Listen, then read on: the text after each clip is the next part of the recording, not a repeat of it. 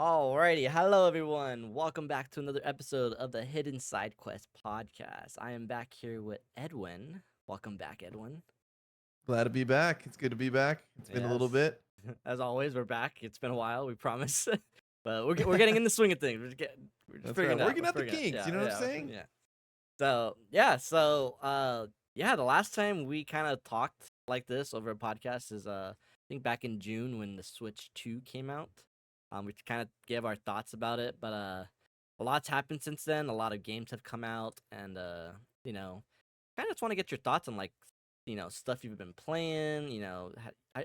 My first question is, I think we know all the I think we know the answer for me, but have you really touched your Switch 2 since that initial first few weeks? Have you gone back to it? Well, definitely in the sense that Donkey Kong Bonanza has released, and that's been an absolute treat to play. I absolutely blazed through that game.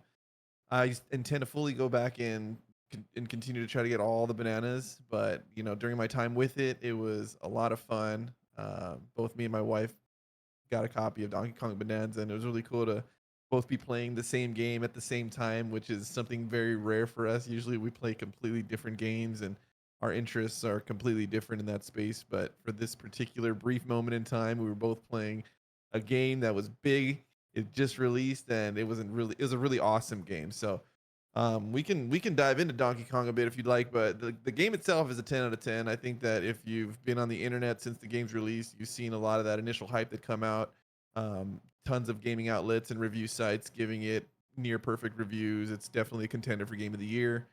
It's one of those games that I think is really a hallmark for the franchise. Donkey Kong, it really elevated the series, I think, to an entirely new level with its kind of open world design. And overall, it's just a phenomenal game. A lot of fun. I had just an absolute obsession with just crushing through all the levels and just collecting insane amounts of gold. And um, we can get into the different transformations, but yeah, there's different transformations that Donkey Kong can take on, and some are definitely more fun than others. But yeah, that's really been the only purchase on my Switch 2. Actually, it's not my only purchase. I purchased several games, but the ones that I've really played right at launch was just Mario Kart World, and then Donkey Kong Bonanza was really the other one that I hammered down. I also picked up, I think I picked up another, probably like the 10th time I bought Final Fantasy 8. I bought it on the Switch just to have it on there. I bought the remastered versions of both Tears of the Kingdom and Breath of the Wild, which I just wanted to have on the Switch too in those 60 frames per second updated versions, fully downloaded, so that I don't need to use the cartridge. So I bought both of those, and I also bought Hitman World of Assassins, that whole game that I really always wanted to play, and I played it for maybe an 30 minutes, and I just wasn't into the control scheme. I just kind of got disengaged. I was like, yeah, you know what? Maybe I'll pick this up again later, but I didn't really get too deep into it. I know the game's great. I know there's a lot of cool things there, but that's really been the extent of my Switch time since release. But yeah, it's been some time since June. So how about you, Randy? Yeah, so I was actually thinking about this question earlier, kind of to throw it at you, but I was thinking it for myself, and I'm like, I don't think I've touched my PlayStation since the Switch has been out. I don't think it's even turned on. Maybe for like like check an update or something, but I don't think I've turned it on. I've been exclusively playing on Switch too. I fell down a rabbit hole just buying a bunch of older games that I heard run better on Switch. What's cool about Switch is the developers just kind of uncapped their frame rate back on the Switch 1. If it has an uncapped frame rate, it most likely hits 60 on Switch 2. So there's a lot of games I already owned, like Mario, Mario, I forgot what it's called, Mario and the Rabbids game from like 2017. That's a game I kind of got bored of back in 2017, and I actually picked it up back in June. That's a 60 FPS game on Switch. It looks beautiful. And I beat that. That game was, I don't know why I didn't play it back then. I'm not gonna lie. I don't know why I didn't play it. That game, I just want to shout out that music in that game. That the person who made the banjo music does the music in that game, and it's very nice hearing banjo-esque music, but Mario songs. Very special to me. The game itself's still good. What's weird is the sequel, a game I actually wanted to play because it has more like Mario lore, like Mario Galaxy lore. Um, doesn't run at 60 FPS on Switch too because it's capped at 30 on Switch 1. So Ubisoft would have to go in and update that. I do want to go back to that game too because there's a Rayman DLC, and I heard it's really good. So, shout out to Rayman being 30 this year. Um, but other than that, on my Switch 2, I've been playing a lot of Balatro. I've been heavily addicted to Balatro. I know that Wow, was okay. I didn't know you yeah. actually. I know you picked it up. I didn't know you were playing. Yeah, that game is an I'm not absolute gonna rabbit hole. I lie. have it on my phone. It's like Yeah, super addicting on the phone. I need I'm to not gonna stop playing lie. that. I usually play at least 1 or 2 matches before I go to bed every night. When I'm in bed, I'll just play a Balatro match. I'm not gonna lie, and I think I messaged you a few weeks ago. I still haven't beat like I still haven't beat it. Like in the sense like I haven't beat like the 12 rounds. I think it's 12. Oh yeah, me Um, neither. That's tough. That's yeah. not easy to And do. there's some rounds I'm like, oh, dude, I got an OP card. You know, what always screws me over. It's that stupid boss where like you only can play one hand, and Oh yeah, that just you're just discarding. yeah, that just throws away. I'm like, how do I get 12,000 points in like one hand? It's That's where the yeah, strategy, and I think that this takes a while for people to learn. So just some quick Balatro tech for everybody that's interested in the game. It's fantastic. It's really just in like the jokers and the what are they, like those universe cards? I forget what they're called, yeah, but the you really just have to have the multipliers leveled up pretty substantially, and you need to. celestials. What I find is successful for me is just really grinding up the same ones, and a lot of the times just getting those to the highest level possible. I love like the Yeah, three of a kinds, that the straights, sometimes even the flushes. Like if you can level those ones up and actually hit those are big bucks and a lot of times a lot of big points. And but yeah, that game's really fun. yeah. No, It's fun to see the numbers go up. it's one of those things like, and again, and if I've learned anything the last 3 4 years, it's these game of the year contenders where I kind of shrug my shoulders to. But usually I'm like, I gotta give it a try though, and then I'll try. I'm like, actually, this is pretty hype. So, It's actually uh, pretty dope. yeah, I don't even like card games that much. Actually, funny enough, when was it? I went to a trip with for the team I coach, and they had cards at the cabin we were staying at, and they asked like, oh, do you know how to play poker? And I'm like, if you asked me this 3 weeks ago, I would have said no. But this game Balacha literally taught me how to play poker. I know all the terms now. I know what's what. I'm like, Balacha taught me that, and so in that regard, music in that game is great. It's such a vibe. It's one of the even back of like 2 months ago when I was freaking grinding work, 24 hours basically. In between work sessions, I would play Balatro in the cars, playing a match or two. So I've enjoyed it very much. I cannot wait to beat it one day. Because I know there's other. I'm still playing. I think it's the blue card mode.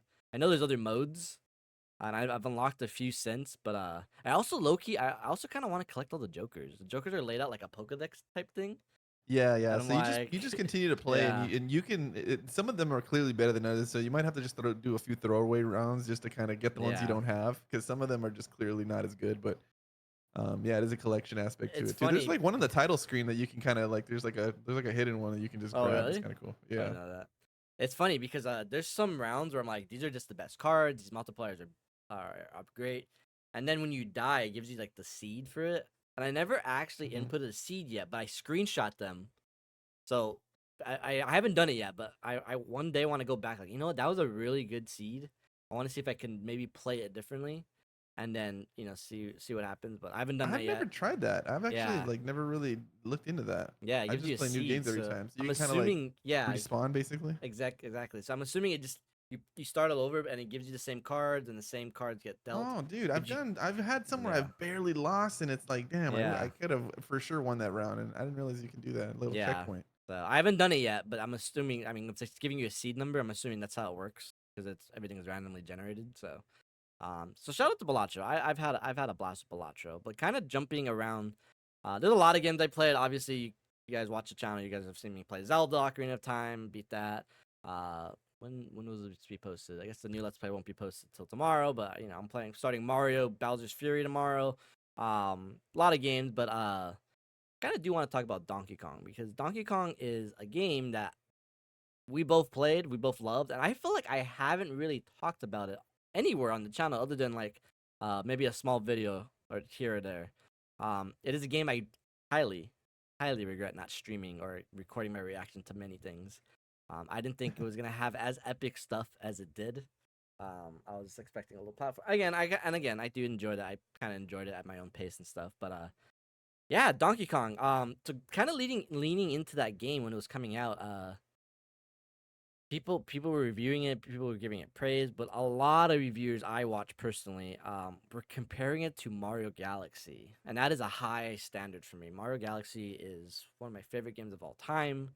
It's one of the best platformers I've ever played ever, and people mixing that up with Mario Galaxy and then having that Banjo Kazooie esque like flair, that taste.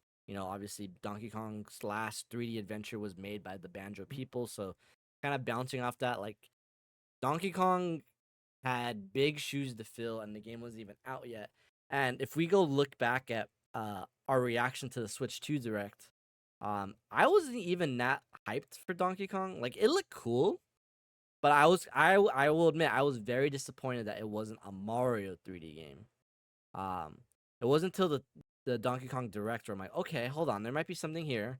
Um, and then yeah, we played it and it was all uphill from there. I absolutely love it. The game this oozes personality. It just it's the Banjo 3. And I know I say this a lot. I say this loosely because I just feel like I throw it around a lot. But it is a Banjo. It's the Banjo 3 that I never got, in the sense of like there's so much inspired work that the Banjo team has put into their 3D platformers that this game just honors. Is whether it's from the 2D platformers of Donkey Kong Country to the 3D segments, or even the original characters in this game, they're just straight up crystals with googly eyes on them. They And do look a lot like Banjo as characters. lame as that is, it looks like a Banjo character, and like it works. And I was telling literally all my friends, I'm like, this character design shouldn't work, but I love them. They're cute. They're very they emoticon through their crystal bodies. Like it's awesome. They I don't get just mad when you walk up to them and punch them in the face and just knock half their head off. yeah, That's and that's fucking not my great. fault. The punch button and the talk button are the same button, so I don't Yeah, know. yeah, yeah. It's either hey, what's up or bah. Yeah. So no, I absolutely adore the game. I too I haven't 100% it yet either. I will admit, kind of going back, the 100% is a little bit more daunting than I would have thought. Like compared to like Mario games, it is a little it's a lot. There's a lot to do and there's a lot to collect. For Mario, and again, bouncing off the Mario Odyssey team, since this is the same team, there's a lot of comparisons there. And comparing it to Mario Odyssey, it's like, okay, you have moons and you have purple coins. But in this, you have fossils, and there's just different types of fossils, and then you have like this, and then you have the bananas, and then there's a lot to collect. And again, that's very Banjo coded. It's very rare coded. It's like, yeah, collectible. So I've 100% of the few worlds on stream. Originally, I was gonna actually just 100% it on stream, but honestly, Have you? You've 100%ed like some of the floors? I've 100%ed I 100%ed the first level, Oh, nice. the water level, the first water level where you get the first disc, and then I 100%ed I think it's the watermelon world. So there's a few 100%. My recommendation is there's some post, not to get into spoilers, but there's some post game content that they dangle in front of you, and I was like, oh, I'm gonna save that for last. But I actually did one of them, and if you actually do them, they basically give you like, it's not infinite, but it's easy way to get the banana coins, so you can buy the Mm. maps to get to the bananas. So it's actually this whole system, like it actually becomes a lot easier. Shout out to someone who told me that on stream, like you should just get this. I'm like, okay, and I got it. I'm like, oh wait, actually, this Yeah, I just didn't know helps. that. Yeah, this just helps 100% a lot more. It makes it more smoother. So but yeah, the platforming in that game's great. Again, one of the things I didn't think I was gonna like was the smashing through things. Like I honestly thought that was gonna be fun for like 5 minutes. But it never got old. It was always fun to smashing through the world, smashing through enemies. They do such a good job of like when you punch, there's like this freeze frame where like you just feel powerful. Like so many It is little touches. satisfying. Yeah. Definitely. So, but I mean, I don't know if you want. I know you talked about Donkey Kong a little, but I don't know if you want to add anything to any of that. Yeah, no, I mean it's just a lot of fun. It's there's definitely something to be said about games that are just completely fun to play and just control the character. Playing as Donkey Kong is just awesome. His skills are cool. His skill tree, which is something kind of different for a Nintendo game in general, that's entirely fun. I immediately maxed out his strength. So I'm over there being able to pummel through pretty much any terrain at the most optimal speed. Um, I think I waited till the very end to start leveling up the hearts. I played probably 90% of the game with 3 hearts. And then eventually I got to some parts like, all right, maybe I'll get another heart. Just give me a little boosty, give me a little life. But it That was yeah. yeah, no, it's a lot of fun. I Donkey Kong, I can't say enough good things about that game. It's so fun. Specifically, shout out to the elephant transformation. That is the absolute most OP fun build. He just absolutely inhales everything like like Kirby, and you just suck up the ground, and it's just super fast to be able to collect a bunch of gold, and once you have a bunch of gold, you're just able to max out on all the the apple juice and all the other stuff, and it's just so much fun. I seen this one video where someone just like pretty much sucked out the entire terrain of the first level, and it's just a skeleton of the map. It's pretty funny. Yeah, I remember that everyone was saying they were gonna do that, but a lot of people didn't think that you couldn't do that. But I mean, you can destroy anything in this game, which It is takes a kind of yeah, I think it'll insane. take a while. What I really appreciate about not just this game, but Nintendo's kind of going forward, and we don't have to talk about it too much, especially because my playthrough is gonna come up. But I literally beat Bowser's Fury a few days ago, and Bowser's Fury is the game in between Odyssey and Donkey Kong. So playing that game again, I don't know why I skipped it. I literally played it for like 30 minutes back in 2021, and I don't know. I just wasn't vibing with Mario then. I don't know, but so I played it, and you can definitely tell it's the in between. I have no idea. This is research I forgot to do, but I have no idea which team made that game. I'm pretty sure it's the second team Nintendo has for like uh 3D Mario's or 2D Mario's, because it's the same team that I think made 3D World.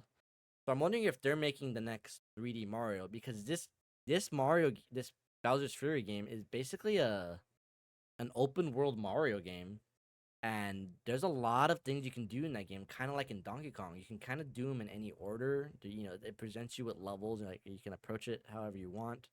Um, it's super cool, and I'm really appreciating the direction Nintendo's going, because it's the direction that I didn't think I would like, which started with Breath of the Wild, where like here's this world, here's this zone, here's this way you can approach the game.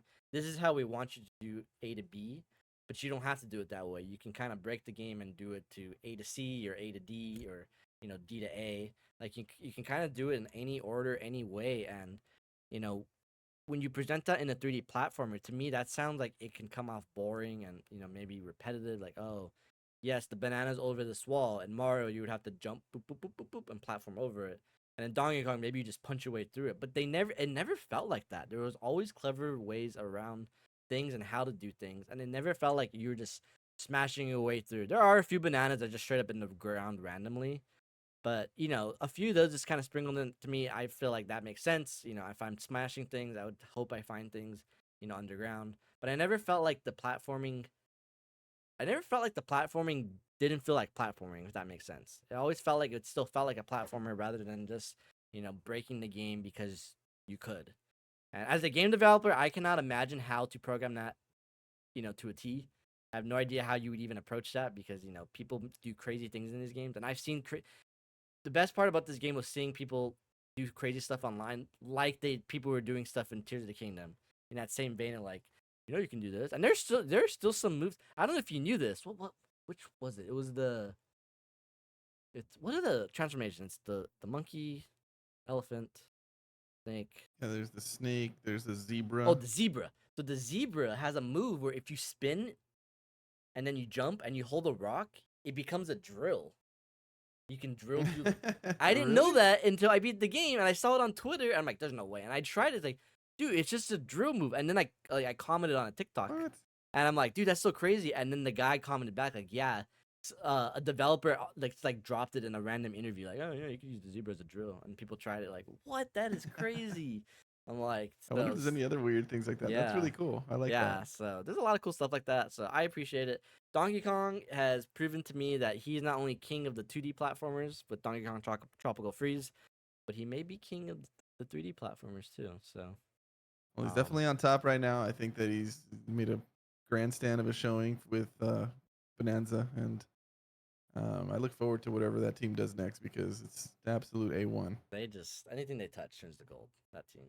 So, Yeah, they're crushing it. well, last thing I do want to say about Donkey Kong is it does make me very happy. Again, I've had really no connection to this ape. I really did not really care about him. My sister growing up was in love with him for whatever reason. I was just like, yeah, he's cool, Donkey Kong, iconic. Um, Going into this game and leaving out to this game, I'm just so happy that one, he's getting the love that he's getting because it's very heartwarming to me. Because a franchise as old as Donkey Kong, I feel like he's always been overshadowed by Mario and now even Zelda nowadays. But he is very iconic. He's basically the first big Mario or big Nintendo franchise in households and arcades. But it's very nice to see him, and I love the dynamic they gave him with him and Pauline. I love Pauline in this game. Maybe I love Pauline a little too much. I think she's adorable. I think her relationship with Donkey Kong is exactly what I want in my cheesy Nintendo game. It is cheesy, but I love cheesy. I love what they do, and I love that they kind of retcon. And people are out there making theory. I don't. To me, it's a retcon. Donkey Kong is no longer the creep stealing the girl up the skyscraper. Donkey Kong is now friends with Pauline, and they grew up together and all that. And I like that direction better.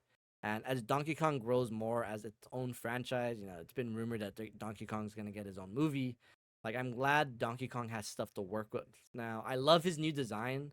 Again, I wasn't really a Yeah. fan of it in the movie, and then it kind of grew on me. And then they kind of went with that in Mario Kart World. I'm like, okay, they're doubling down. And then by the end of this game, I look at the old Donkey Kong now. I'm like, oh, actually, I don't know if I like that one anymore. The old Donkey Kong looks kind of weird to me. So I am 100% a fan of this new design. So shout out to You know that. what's funny is my wife played probably 60 to 70% of the game with a fucking green Donkey Kong. I was like, you know, you could buy the different furs, and it just looked so off, but it was just hilarious that she fucking bought the green fur and just never took it off. It was just green. Like, go change that. It looks terrible. I wanted to be like, once I got the black fur, I thought that was the play, and then I got this like this black one that has like a red tint, and I was like, this is the coolest of the skins. So I never took that one off. Once I got Um, the brown with the blue jeans, I'm like, this is Banjo, close enough, and I kept it like that. yeah, there you go. Yeah. Lock it in. So, but yeah, shout out to Donkey Kong. Like you said, I'm excited to see what that team does next, and I'm hoping we don't have to wait long, but we might. So, We might. it might be a few years till we play a Mario game, but it is what it is. But hey, maybe just surprise me. So I'm here for it. We'll wait for yeah. it. So kind of bouncing around all that, kind of leading into our main topic today, gaming as an adult. Now, obviously, it's if it isn't obvious, me and you are very busy, with our lives. Just our personal lives, our work lives, all that, everything in between, and me and Edwin, If we the have inconsistency of this yeah, podcast yeah, yeah, scheduling isn't obvious enough, we're trying to get more episodes in. We yeah, wanted to go bi-weekly. It's turning into a quarterly yeah. podcast at this point, but we'll try to be a little bit better about it. Yeah. So kind of me and Edwin, we've been playing games basically our lives since we were kids and stuff. When I started gaming, I would call Edwin up and then, ask him for help, on certain games. And growing up, we obviously approach gaming very differently. We play games very differently. And even, I know this for myself, kind of reflecting on it uh the last few weeks. But even thinking about just Edwin's gaming history, just from what I know, I even know he approaches gaming differently because the way I used to talk to him about games, the way we used to, play games, it's changed. One example is Edwin was a very big achievement hunter, and I was a very big trophy hunter, and those are things we kind of really don't do unless we really love the game. There are exceptions for me, like like Astrobot for me was like a game I really liked, so I'm like, yeah, I'm gonna 100% that. Or like Expedition 33 was a game you really liked, so you Oh went out of the yeah. way, and yeah, you went out for the those achievements and whatnot. But those are games like, or those are things we don't actively do for fun, in quotations, So I kind of just want to get your opinion on this. And the reason why I bring this up is I actually have a video. Actually, when this is out, the video will be out. And basically, it's just me discussing like gaming as an adult. This is my thoughts. But the thing is, when I made that video, I had a lot of thoughts about it, and I didn't reflect them all in the video. It's too late because it's already edited and uploaded. So I kind of thought, like, oh, maybe I can kind of reflect my remaining thoughts on the podcast with you. But before I start yapping about all that, I just kind of want to let you take the floor. And like, how do you think gaming as an adult has changed from gaming in your childhood? kind of a heavy topic, but Yeah, so you know what? There's a lot to unpack there. That's for sure. So, first and foremost, and I think I've seen like a chart of this one too. Just like like when you're young, you don't have money, but you have time and you have in your health. I don't know, like you have a lot of time but not a lot of money. And then as an adult, maybe you have a little bit more money, but you have less time to do things leisurely. So there's definitely like this balancing act that that as an adult continuing to balance. I've had, as you've shared, a love for gaming my entire life. I've been gaming since I was 5 years old. I'm 38, so I mean that's 33 years. Dang, Expedition 33 years. I'm reflecting. It's all coming together. But yeah, so I mean, I think maybe the first point I want to touch on is really just kind of time management and adult responsibilities and kind of balancing work, relationships, gaming. I'm going to be a parent in a couple of months, so in December. So that's going to obviously affect my time management a little bit as well. So there's going to be different things. So I guess my strategy. Gaming has always kind of been a core part of my daily routine. I want to say when I get off of work and I kind of have all of my obligations more or less taken care of, I like to game in the evenings, kind of just to kind of unwind and just you uses a little bit of an escape from just the normal um, day-to-day operations that with work and with everything in life in general, but just gaming for me as an adult has definitely evolved from when I was a kid. I feel like the in both my interests and now having a little bit. I mean, I still game a good amount, but I feel like I've people nowadays are you have to be a lot more selective of the games you commit to. What didn't exist when I was a kid or when I was growing up is all of the games as a service that exists now. So that's totally something new, newer to the ecosystem of gaming in general. I'm coming off the heels of committing a lot of my core gaming hours, as I've shared in other episodes of this podcast. Destiny 1 and 2 were just a huge portion of my adult life. I had a very core group of friends that were all into that thing that lasted from 2014 to 2024 roughly. So that's a long time, and not to say that I didn't play other games, but I definitely probably played less variety during the time because I was just so engrossed into the constant evolution of Destiny and Destiny 2 and the constant expansion. So it was never really the same game. There was a bunch of stuff coming out. There's evolution there. You develop friends that have those similar interests and are grinding the same things. And some of my closest friends now people that people that I played Destiny with through those years and people that I connected with just night after night, day after day, week after week, playing that game. But Destiny since kind of started weighing off for me, and I find myself playing a little bit more variety in more recent times. I think now I'm juggling a few different games, but as a kid, I feel like it was a lot more happy go lucky. I just kind of wanted to try everything, play everything. I remember we had when we got PlayStation specifically, we were able to just burn. We had the mod on the PlayStation 1 where we were just able to copy any game with the computer. And so we had pretty much every PlayStation 1 game. And when you have that kind of access, it's just like, holy shit, like, okay, what am I gonna play? What I want to do? And you start to experience all these things that you never really like. And I feel like that was kind of the era where I really started to hone in and refine my tastes, specifically with like RPGs and that's carried over into adulthood. But yeah, like just in general, I think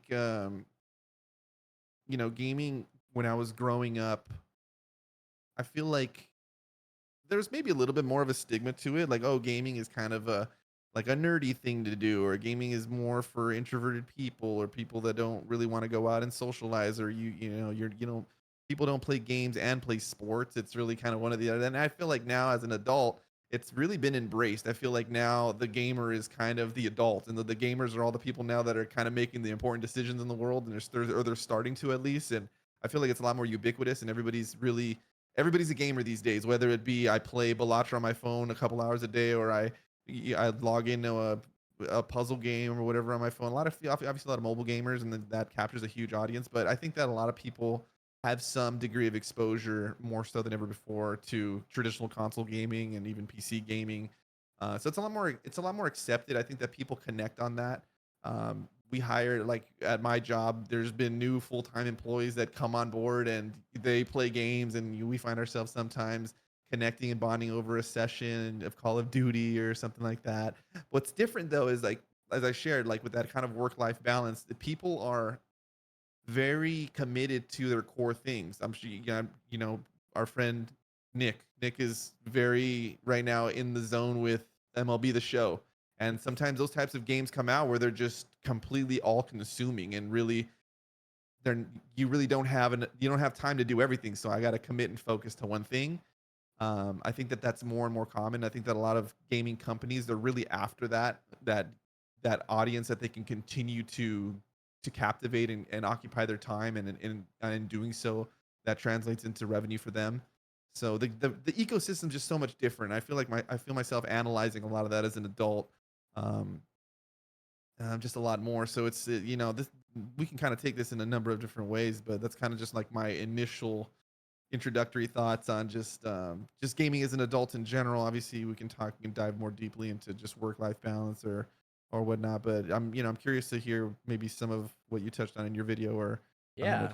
So what you think. you kind of hit the nail on the coffin. One of the big points I do say in the video is when we are trying to think of the exact quote I said. When we are kids, we play, more quality over or quantity over quality, and then nowadays we definitely focus more on quantity or quality over quantity. Basically, focus on what's a game that's worth my time.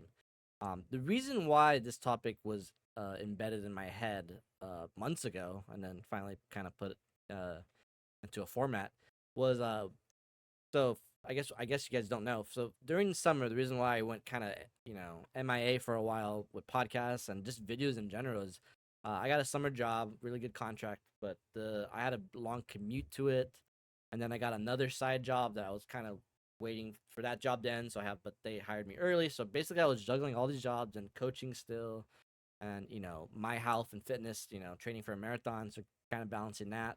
Um, it really made me focus in where I just didn't have time not to just make videos, but just play games in general, which really bummed me out because this was when the Switch 2 was out. The Switch 2 just came out.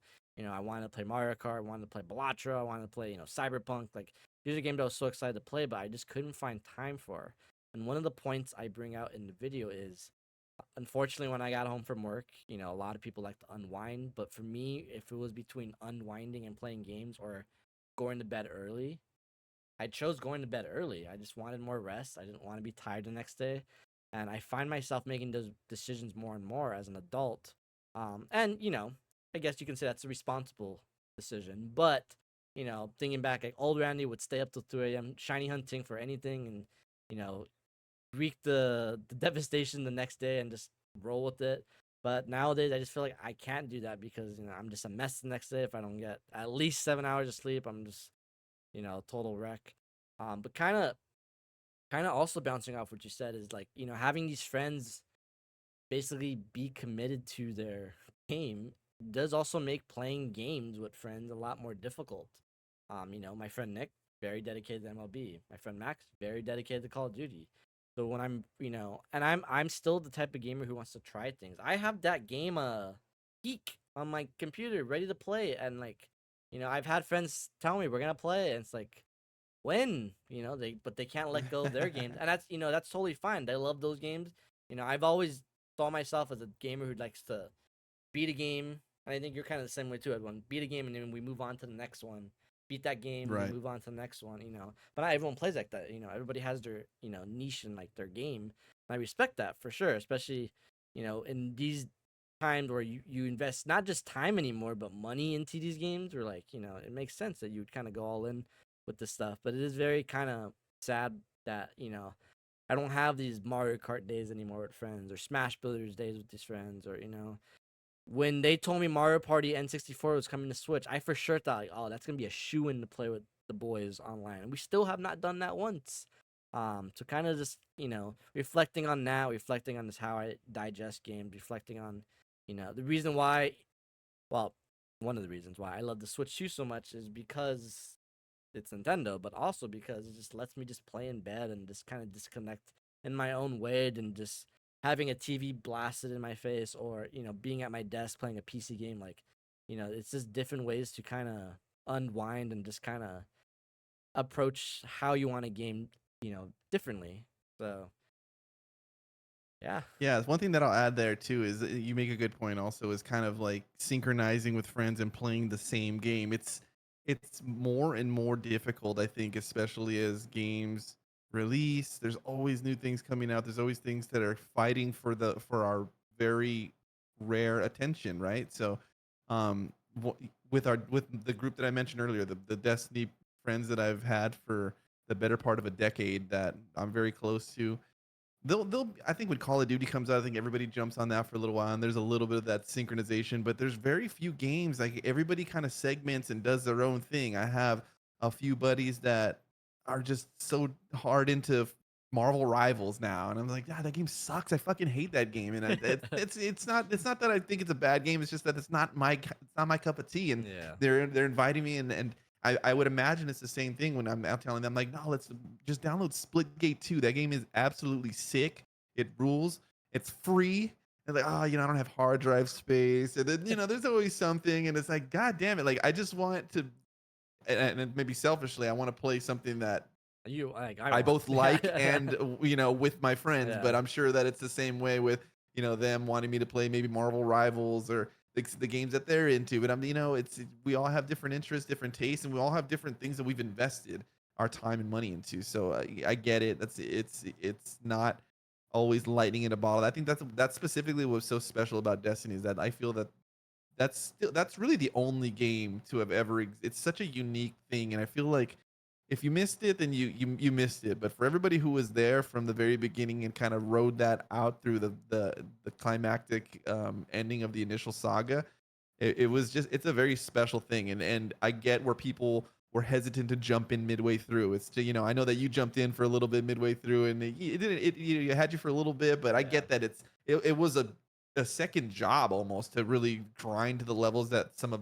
me and my friends were doing. And I get that that's not for everybody, and as much as I would love to just have everybody just sucked into the same vortex, we're all hanging out, we're all partying in this game together, and it's just a ton of fun. And because it was a lot of fun for so many years, and what made it fun was really the fact that we had just a core group of a large core group of friends that were all in it together. We were all developing new strategies, had our unique techniques that we approached. We formed teams that were competitive in both PvP and PvE, and it was so special. And there's really not that many games that are like that. And I feel like a lot of these battle royale games, or these games that are just like these matches that you're doing over and over and over, where it's not something that's gonna hold, at least not for me, hold attention for forever anymore. Like there's not going to ever be for me another Destiny 2. That's just I just don't think that that's ever possible. Like now I'm in a different place in life.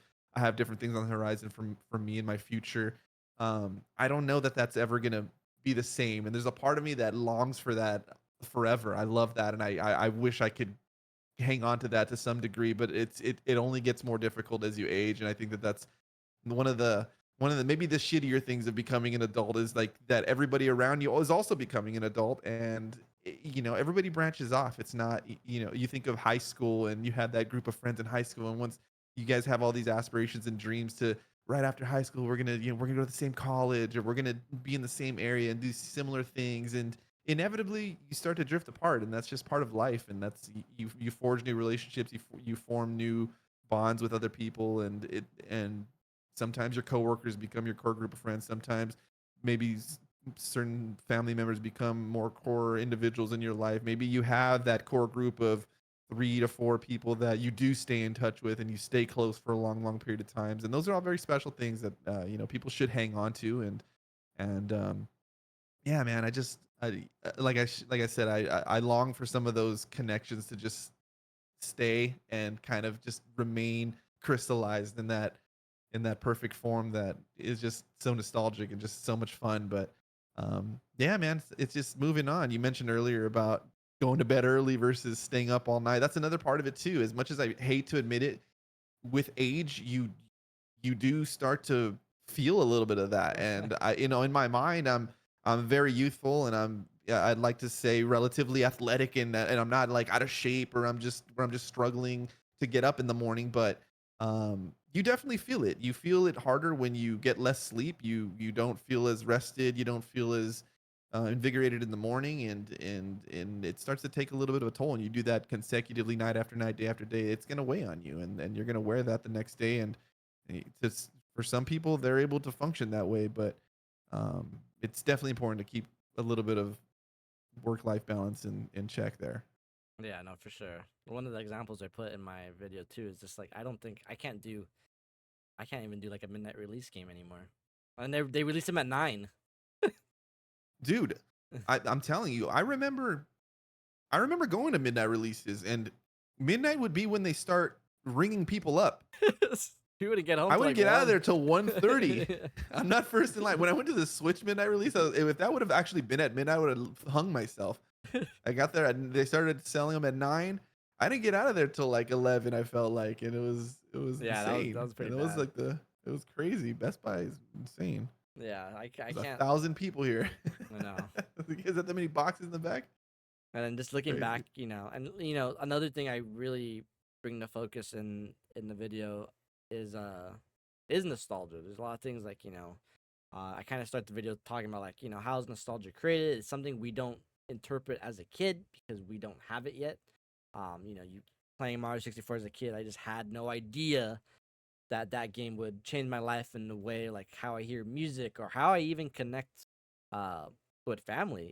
Pokemon is a very big part of my life, not in just nostalgic ways, but because my family, my friends, we all play Pokemon Go. Coworkers, kids that I coach, kids that I teach. It's become this language that really just started for my roots in the beginning, and just kind of seeing that being passed on. But you know, as much as I joke around with the kids, that it ages me. But I say so much back when I was a kid, or back in my day, and they laugh at me because it's like, oh, that's what Talking like some old head. yeah, Yeah. that's what the old guy says. I'm like, well, I mean, things have changed, and we're talking about how we grow older, but as the world grows older, things change faster. Technology advances. The way games are made nowadays are faster and like different. We're talking about like all these like battle pass games and stuff. That not only I think, and we don't have to get too much into it because that's a whole other topic and it's in a nutshell, but um I feel like because of that, it already the my friend group was already hurting with these games, but splitting them up even more like that, I think even makes it even harder and worse in that regard. And just thinking back, like everything's also online now, and taking back a step back, like I'm wanting to play Mario Party with my friends. I'm wanting to play Mario Kart with my friends and Smash Brothers. These are all things that we did at my house when I was a kid. We never had online, especially like I'm thinking back in the Wii U Good point. days, and you guys can sit here and talk smack about the Wii U all day if you want, but the I Wii will. U, the the Wii U was the place, or my house with the Wii U was the place to be when I was in high school with my friend group.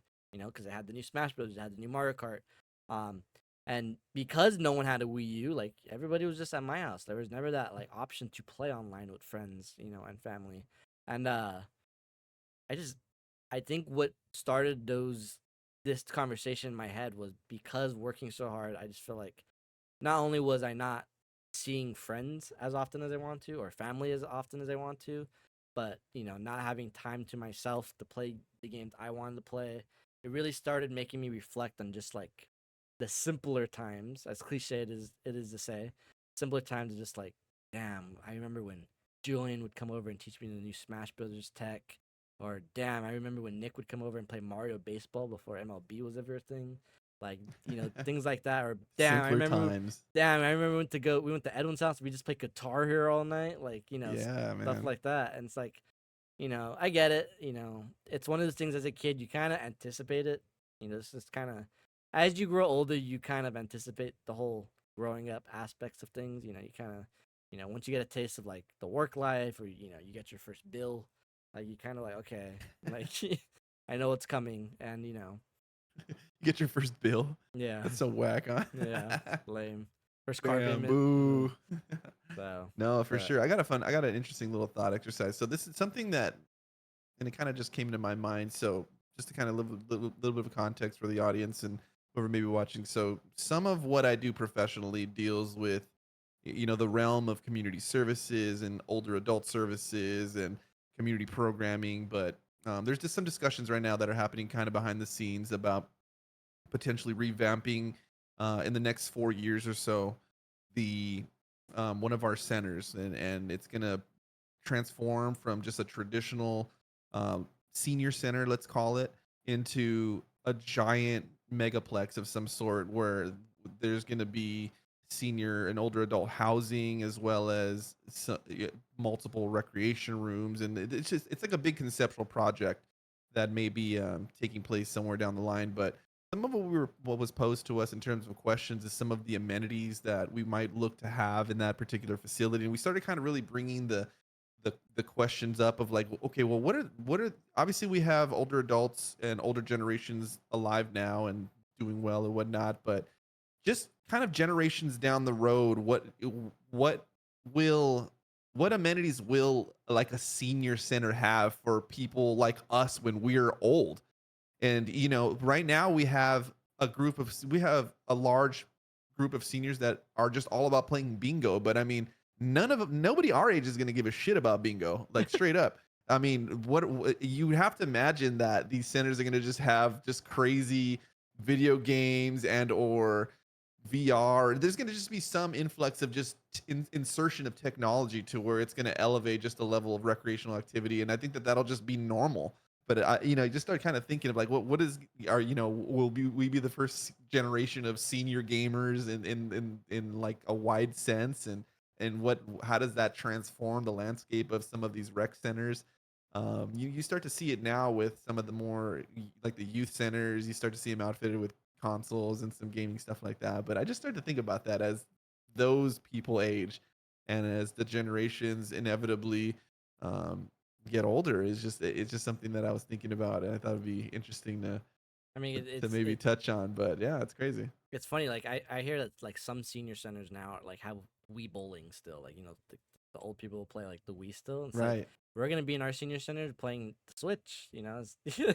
seniors No, I playing mean Mario you Kart. might. It's like we're gonna you know thing with senior It's a centers. big LAN party. Bunch Yeah, of PCs. yeah, Yeah. like yeah, or even like you might even what our generation it might even be older stuff because we're gonna hook onto that nostalgic even more. Like Possibly. we're gonna want GameCubes, we're gonna want Halo LAN parties on the original Xbox. Like you know, See, I don't think that it'll be that. I'll let you can finish your point, but I feel like it's gonna like once they start building it, they're not gonna be searching for like game cubes, which are out of production already yeah, now. I mean, digging that shit up is gonna be it's gonna be outfitted with modern shit, and but it'll probably have a lot of maybe emulation, or it'll probably have a lot of those options to maybe relive some of those older, more nostalgic experiences, because that is what we grew up with. That is probably what we would have tastes that would and align, that would yeah. align towards. So And you're right. yeah, it's interesting to think about.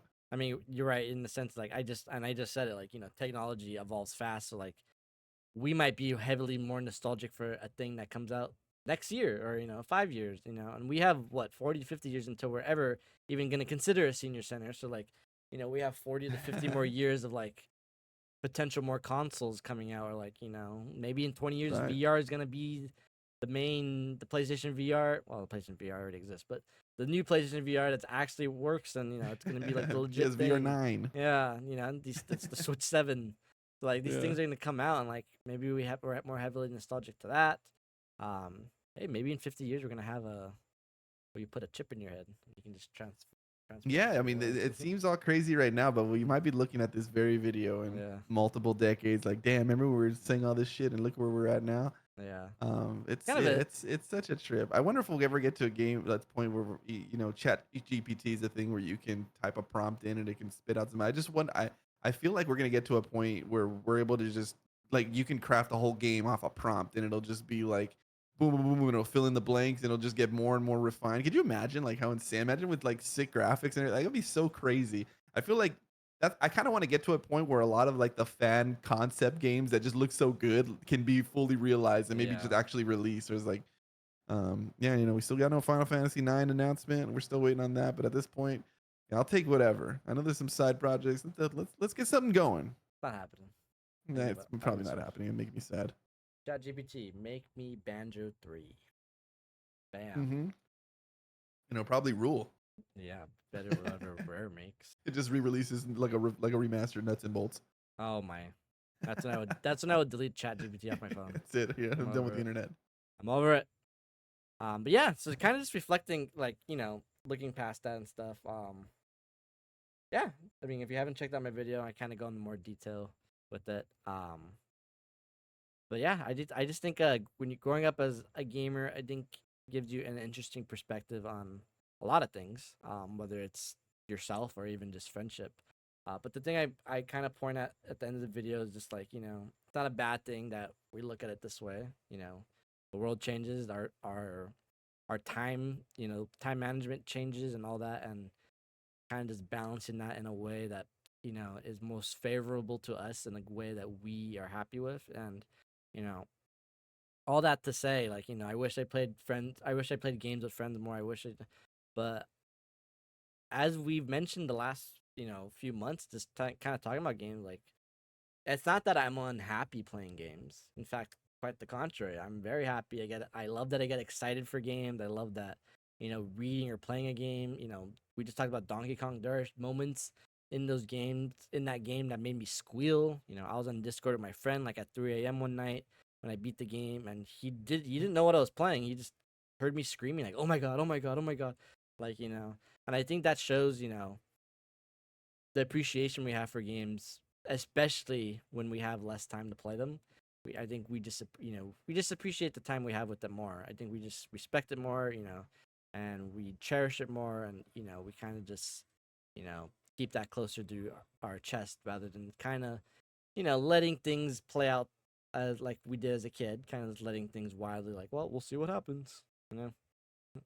No, definitely, and that's just as you're talking, I'm thinking about kind of my future daughter to be just coming into the world, and just I'm looking forward to kind of sharing a lot of the experiences that I've had. I'm saving. I have saved obviously like all my old handhelds, and I kind of want to just show her not in chronological order, but I'm not gonna just give her the.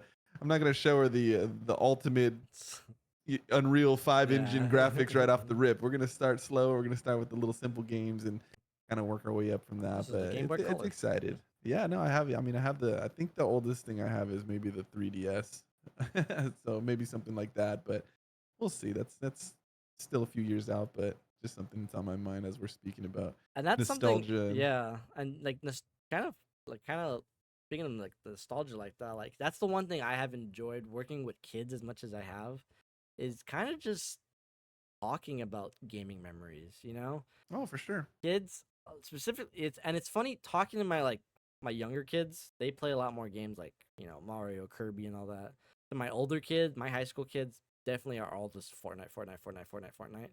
But it's interesting kind of approaching that differently because I don't like Fortnite. I just don't vibe with it. But hearing them talk about it, they're passionate about it. It kind of does make me intrigued in the sense of like, well, I mean, you're talking passionate about it in a way like how I talk passionately about like Pokemon Go or like uh, Zelda or something like that. And it's very exciting. But what I really do like and I like enjoying is kind of just talking about like, oh yeah, when I was a kid, this was different. One of my favorite conversations back in my last job. Uh, on Fridays, I ran a Pokemon club, so I had kids just join on my Zoom and we would just play Pokemon. And one of my favorite things is it literally just became a class where I laid back and just like had a cup of water, just like talked about like my life as a Pokemon fan, and they would just play their Switch games and like, oh yeah, I used to do this. But it's so interesting talking about like how Pokemon was back when I was a kid and how different it's changed. And the kids would freak out about like random facts, like, oh yeah, back in my day, Mischievous didn't evolve, and they're like, what? I'm like, yeah, you didn't have an evolution yet. Like back in my day, Eevee only had four evolutions. Like what? Like, yeah, we didn't have no seven like you guys do now. Like we are, or I guess five. And they would just freak out like, yeah, we didn't have a fairy Shit, I type remember just or 3.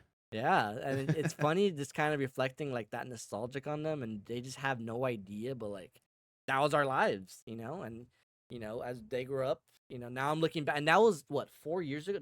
That was 4 years ago. That was right when Sword and Shield came out, and now we're 2 more generations deep in. We're like a lot's changed, so now like they're older now. They're probably in high school now, and they're probably telling, their elementary school brother or sister like, yeah, back in my day, we you know, uh Primate didn't evolve, now he Oh, that's does. right. Stuff like that. And I think What's his evolved form again? Annihilate. Yeah, that one's dope. The ghost Yeah. one, right? Yeah. Hell yeah, that one's sick, dude. That's another topic entirely. But Pokemon has also transcended just generations. That became big when I was in 6th grade, and that was a long time ago. So I mean, that's in the 90s, which is Pokemon kind of blows my mind. But the Pokemon is fact so that it's still magical. so relevant is kind of a crazy thing in its own. Yeah, and I mentioned this on videos and podcasts before, but like, again, having that nostalgic touch the Pokemon, but it's evolving, no pun intended, so much over the years, to the sense where like, you know, Charmander is a well-known Pokemon, but my mom and dad never knew who Charmander were, but now they do. I just came back from dinner with my family, and I'm talking to my mom and sister, and my dad's in the corner catching Pokemon in Pokemon Go. I didn't tell him to open the game. He just opened it and he just started catching Pokemon. Stuff like that. Like Pokemon has such a relevant touch to it, and it's so fun talking about. And it's so fun because my parents have this connection in the sense of they remember getting me the game, just like I'm sure your mom and dad remember getting you a specific, maybe red or blue or something like that. I think you've told the story like you got the game early, or you got the game one day, and or the movies or something, right? And stuff like that, like, and having my parents now have a filter of like, oh, but now we know what we were getting you. Every time a new generation Right. came out in Pokemon Go, the way I explained it to my mom was like, oh, this is when blah blah blah. When Diamond and Pearl came out, my mom took me to her Target near her work, and we got it there. So when Generation 4 came out in Pokemon Go, I'd be like, remember when we went to Target to go get the game? She's like, yeah. Those Pokemon are now in Pokemon Go. She's like, oh, okay. Remember when we went to the Yeah. mall? Yeah. Yeah, for the big Pokemon event. Yeah, that was Black and White. That's this generation. Oh, okay. Remember when we were in the mountains and me and Nick drove to McDonald's to download our game? Yeah, yeah. That was Sun and Moon. And they're like, okay. Now she's like connecting it, with Right. her, like, and and now I can probably safely say like my mom and dad have this unknown quantity of nostalgia with Pokemon that they didn't even know they had. So growing up Yeah, in that that's really cool. regard, yeah, I like that about your family that they all kind of connect over that, which is kind of neat. And it's yeah, kind of retroactive too, right? I think Pokemon Go is really kind of the thing that kind of linked it all together, where everybody's into it and you guys are kind of sticking with it, which I think is really cool. 10-year anniversary next year. Isn't that For crazy? Pokemon Go, 10 years. that's crazy, dude. I remember it. Yeah, so I mean, I was at Comic Con the summer that it had first dropped, and that was just that was that was a thing all its own too. That was just insane. That was so much fun. I remember that. I remember going to this, like some I forgot what freaking restaurant is by the convention center, but it's like a. Uh, I remember I remember like catching a Flareon like in the bathroom, and I was like, "Holy shit, this is a fucking Flareon! Let's go!" And I was like so hyped. Yeah, I It's mean nuts. Pokemon Go. Oh man, those are memories I will always. I mean, I feel like Pokemon Go is like my destiny too. I feel like the way you talk about destiny, I'm like, yeah, I hold a lot of cherished memories like that with Pokemon Go, That's and cool for a because it while it encourages became a the second job. community. Yeah, Yeah, yeah, yeah. no, for So I sure. get that. Yeah, no, 10 years is gonna go crazy, and I'm also very thankful that the last few years has been really fun with my family. But I was so bummed when Nick got out of Pokemon Go. Um, so That's gonna happen, and I think I'm that s- starts to make but he other came makes back. you not want So to play as yeah, much. It's like I'm it's not kind gonna of lie. like There that. was a period where like I just felt like, oh man, if he's out of it, like, but I stuck with it.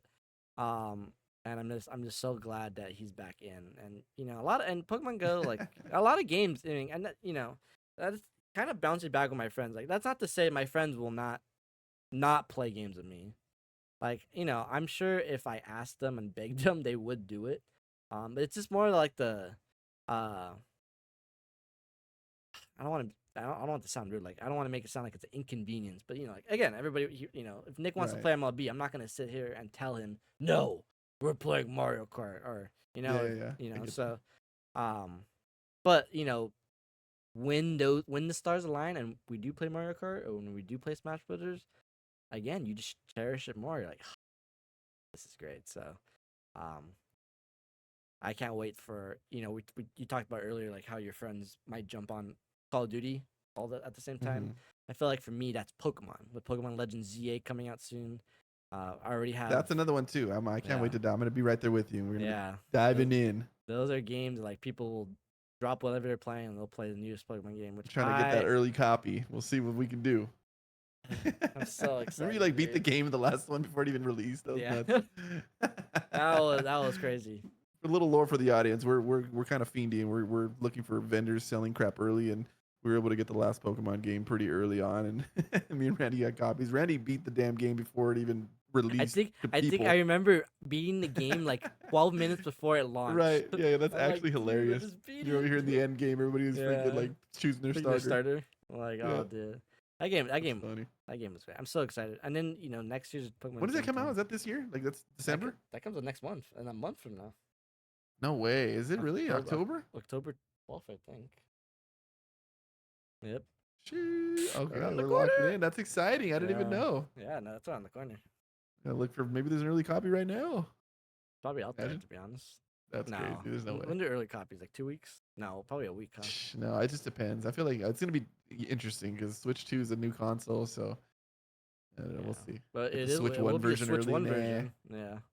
Do the copies like transfer over? Is it like an update where you can like you buy the Switch 1 version and there's like a patch or something? If you buy the Switch 1 version, you still have to buy the $10 upgrade pack. But it's the same file, like essentially. Yeah. Oh, okay, then that might be my fuck. I'll take what I can get then. That's playing shitty frame rate for a little bit, but we'll up-res. We'll up-res when it officially drops. That's true, huh? Good. I don't need more than 12 frames per second on a Pokemon game anyway. What's up? And this one you do. This one's an action game. That's true. Yeah, regular Pokemon games maybe. A little bit different. Regular Pokemon. Oh man, I don't know what to talk about. I was gonna say, I've been playing Scarlet and Violet again. It's for like the raid battles because they're giving out shinies on that game, and I just want to shout out again that frame rate in that game. Oh my god, kind of want to replay. I kind of want to replay. I did go back and play that. Yeah, I kind of want to replay it. Like I never played Violet on my Switch. I have Violet. Kind of want to just go back and maybe I'll stream it or something. Miraidon's not as cool as the other one. Did you see Miraidon got a?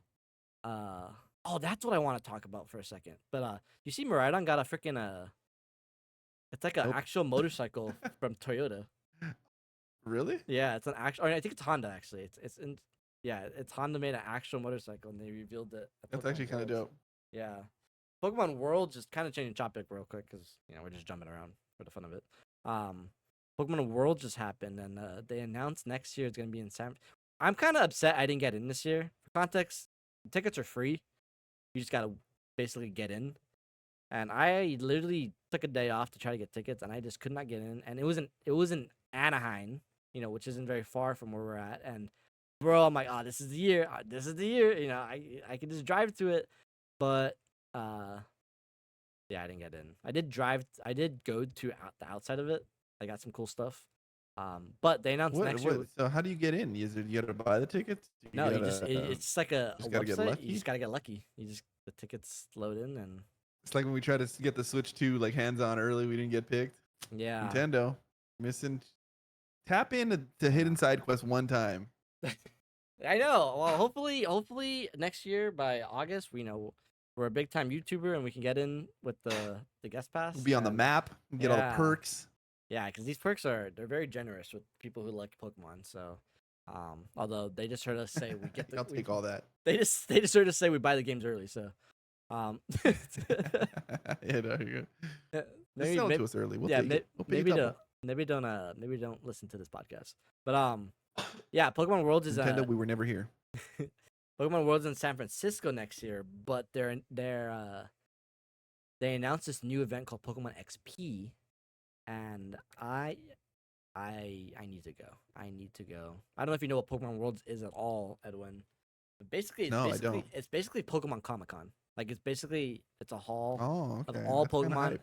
and then the championships for Pokemon Go, the Pokemon Switch game, the TCG, the what's that game? That MOBA Pokemon Unite. Um, basically all the championship there. But even if you don't like, even if you're not into like the battling system like Scarlet and Violet, like the battles are always so hyped. The announcers are great. The stage they're on feels like a legit stage. But and they've been getting bigger every year, so they're going all in for their 30th anniversary next year. Pokemon turns 30 next year, and they're gonna do it in San Francisco, and they're gonna play. They're gonna do it at where I forgot what the basketball arena they play in San Francisco, but they're gonna play the Chase. I think it's called the Chase Stadium. I don't know. They're gonna have it there. The Pokemon Championships are gonna be the championship battle is gonna be there. So it's gonna be triple the capacity they had at this year's. It just sounds so epic. But Pokemon XP is an event that they're doing on top of Worlds, and it sounds like they're just renting out the entire city. Like they're gonna rent out the trolleys, the piers. Like it's just gonna be all Pokemoned out. They even tease. I don't know if That this is sounds hype. legit, but I didn't. They tease like how the walking symbol shows the little walking guys when you're like walking the Mhm. streets. They're changing those out to like be Pokemon themed. Like and Wow. usually with these worlds, like what I love about these worlds is they'll go all out. Like they'll buy the advertisement you see like on the freeway, and they'll just put a straight up fake ad like, oh, come to Kanto to meet Professor Oak or stuff like that. I think that's Oh, so nice. cool, and I'm like, if they're doing that for World, but now there's two events, like I'm so in. So So you I see the will next one's at in San Francisco? in San Francisco in August next year, and I'm Where have they going. had it in the past? So they had Anaheim this recent They year, had which it is probably the closest it's Anaheim gonna get. last year. They had it in Hawaii. The Oh year before shit. that, they had it in London. The year Oh before my that was god. in Okay, so I mean, Japan. we you missed it, bro. Yeah, Freaking Anaheim. Well, we're staying in California. That's yeah. actually a San trip. I Francisco's mean, still nice. I can that's actually not too. I mean, that's a probably as nice close weekend as it's gonna away. be. Yeah, next year it'll Yeah, be in New York, and the year after yeah, that it'll be in Germany or some weird shit. So yeah. that's And crazy. there's this new game. I don't know if you ever seen that new game, Pokemon Championships. Basically, basically a Pokemon battle game where basically it's gonna be the main place to do your battles. So it'll be in that game from here on out. So I think that'll be even more hype. But yeah, kind of want to talk about Worlds because that did happen in between our two podcasts, and I just got hyped for Worlds for World. It just feels very it's very fun to see everybody kind of hyped about Pokemon. Yeah, no, that's cool. So yeah, but yeah, well, I mean, we talked about what we want to talk about. Oh, also, I want to show you Edwin one thing. The other day, they had in LA. They had a Final Fantasy pop-up shop that me and my friend went to, Ooh, and one of the things I bought was Terra. But you can't see it. Lights up. Even on. Yeah, she lights up. The camera isn't doing it justice, but oh nice. I swear she lights up. But the big thing that was hype for me is you can kind of see him right there. Yeah, Vivi, Finally, let's go. finally, Final Fantasy 9 merch. Nice. Did they have any Final Fantasy 8 merch? No, I was gonna buy you something, but Damn, nothing. yeah, That's no. fucking goofy, dude. They had a lot Fucking of weak ass shop. 7, obviously Oh, I'm 7, sure 7 was hype. 7, 9, 10, and so much 14. Oh my god. Maybe that's the game we just need to get into, man. Imagine like 14? how hyped that game is. It's probably awesome, honestly. But I look at it, and again, this is kind of tapping back into gaming as an adult. Like that's a whole ass rabbit hole. Like my understanding of that game is like that's all you play. Yes. Well, Like I mean, that's just all remember I consuming. started playing that. I'm like, this is pretty cool, and you told me like, you basically snapped me out of it. Like, yeah, Yeah. But I'd be lying if I'd tell you I wasn't yeah. interested. No, yeah, That no, for sounds sure. dope. Yeah. You didn't like put me down like Be a it's gunblade yeah. specialist. I'm freaking all in, dude. Well, the little I played, I was highly addicted to it. I'm like, I can see like I want to level this guy up, and like I want to kind of buy this. There's a lot of cool little Easter eggs you can buy from like other Final Fantasies. Like you can buy the ship from Final Fantasy 9, and it'll play Oh, Final nice. Fantasy 9 music. Like, oh, I love that. I'd probably put Final Fantasy 9 music. That's hype. Yeah. 8 has fantastic music. You need to play 8, Randy. I God damn know, it. I know. I started 8 again on my Switch too. I know. It's just you got to stay in there. You I know. fall off and you start to lose it. I'm trying to blaze my way through Metal Gear Solid so I can continue with Death Stranding. I'm still playing Death Stranding 1. That game is a juggernaut of a game. That's probably How you gonna take me a liking long Metal time Gear? still. Metal Gear. I know that I memorized the shit out of that game. I feel like I'm reliving it now, but it's jogging like my faint memories. I'm still on my first playthrough from playing Delta, but once I do the first playthrough, I'm gonna probably play through it like speed run it. There's like a few achievements in that game where you beat it in under 5 hours, and I'm gonna absolutely crush that. Bruh. There's one achievement. It's like the Foxhound achievement where you got to play it on extreme, not be sighted, and in under 5 hours. It's kind of crazy. It was one of my first ever well, actually it was my first platinum, God of War. One of the last trophies I got was beat the game in under 5 hours. Yeah, And as nice. a kid, The I'm one I'm like, this doing is right now, impossible. I'm it's like, no. the run I'm doing right now. I have no right now. I haven't alerted the guards once. I haven't killed anybody, and I've taken no damage. I'm freaking just the stealthiest of stealthy. Nope. I'm so glad I'm out of But I'm like, achievements. if I fuck up, I have to continue from wherever the beginning of that part since I've saved. So Nope. I it's will, a lot of fun. achievements aside, I will say if Nintendo does ever add achievements, though, I'm all in again. You would love Metal. You gotta play Delta, dude. Like, there's something I forgot about that I think you would absolutely love. So, and you know how there's collectibles in every game, and it's like, oh, I gotta follow a guide. What's cool about Metal Gear is like every area, and then you load into like another area. So every area has two collectibles. So every time you enter a new area, it's like I need to find and like a new area could just be like you go through a door and like now you're in this room or in this small like little area. And then you go through another door and you're in a different area or whatever. Sometimes you're in the jungle, you go to like this is the east zone or whatever and this is the west zone. But they're not very huge areas. They're pretty decent size, but every single area has two little characters that you got to shoot.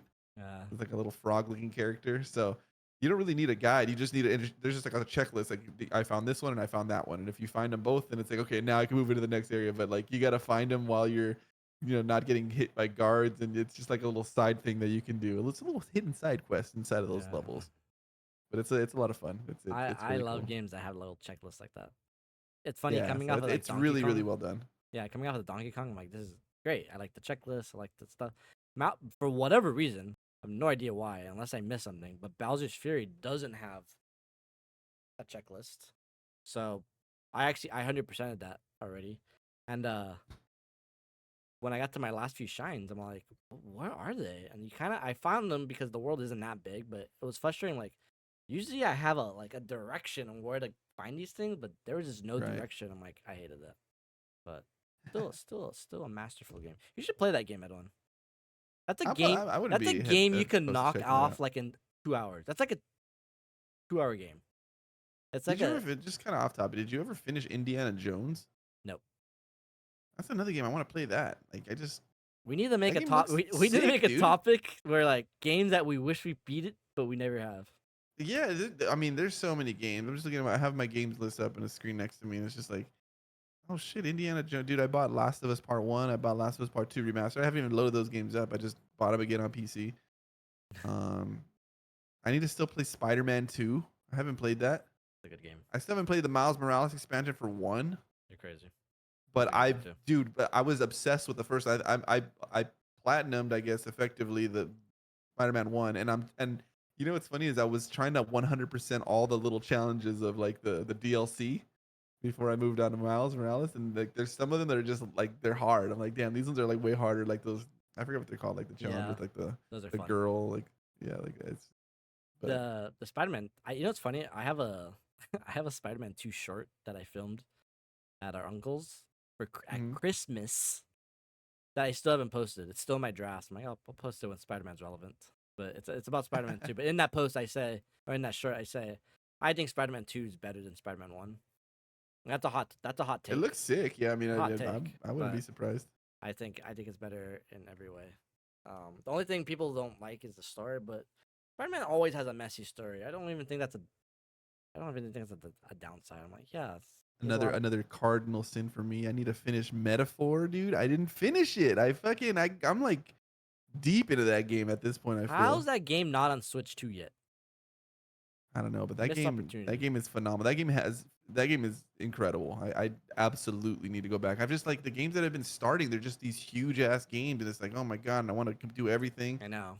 You know, you touched on like achievements and trophies earlier, and I'm not as hardcore into that. But there's certain games that I kind of am. Like I kind of want to get all the Death Stranding achievements, and I kind of want to get all the Metaphor achievements, and I for sure want to get all the Metal Gear achievements. I feel like those like those games I really love. I do want to get them, so it's like I'm playing them for a lot longer than I normally probably would. Something else like an Elden Ring Night Rain. I didn't go for all the achievements on that. I love that game, but you know it's just one of those games I just play it and drop in, drop out. I'm a platformer only achievement hunter now. It's official. That's it. Platformer or nothing. Platformer or bust. That's good. Yes. But all right. Well, I feel like we said what we had to say. It's good to be back. Yeah. New setup. A lot of new stuff on the Ramman Legends channel. New recording setup, new camera angle. Ooh. There you go. New audio mixer. Now I can finally make our voices the same height and volume. That's something I couldn't do for all these freaking podcasts, which upset me. One of my equalizing it out. Kind of off topic real quick. One of my biggest, obviously streaming and stuff that I'm still trying to figure it out and stuff. But when we streamed that freaking Nintendo Switch 2 Direct, your quality, your camera quality, your voice quality, perfect. I should just name it Edwin's reaction to Switch 2 Direct because my You're camera with the clunk. My camera quality, my voice, you can barely hear. I hate it because I'm one to go look back at my reactions to see how excited. I just love watching how happy I am for some random thing. And when I go look back at that one, I'm like, dude, what happened to my voice? What happened to my camera? Every time the Switch 2, you know how the Switch 2 logo is red and then like the right. Every time that comes up, I don't know what happens to my face. You should go look at it after. My face becomes like distorted. I'm like, oh, bro, this is horrible. I hate it. It starts running on Switch 1 tech. Yeah. The Switch 2 logo comes Sorry, up. I was streaming on a Switch 1, guys. My apologies.